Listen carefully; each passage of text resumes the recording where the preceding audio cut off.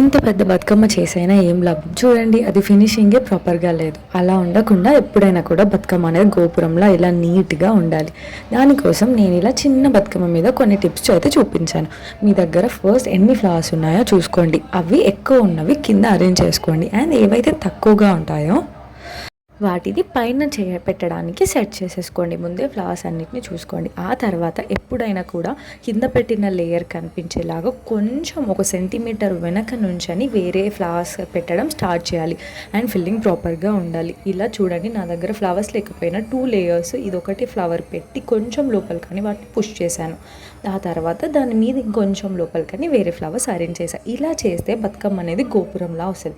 లేదు అంటే కింద ఫ్లవర్స్ పెట్టిన దాని మీదనే పెట్టుకుంటూ వస్తే పైకి ఎండింగ్ అనేది ప్రాపర్గా ఉండదు, కంప్లీట్గా స్ట్రైట్గా క్లోజ్ అయిపోద్ది బతుకమ్మ. ఎప్పుడైనా కూడా బతుకమ్మలో గోపురంలా ఉండాలి. Thank you so much.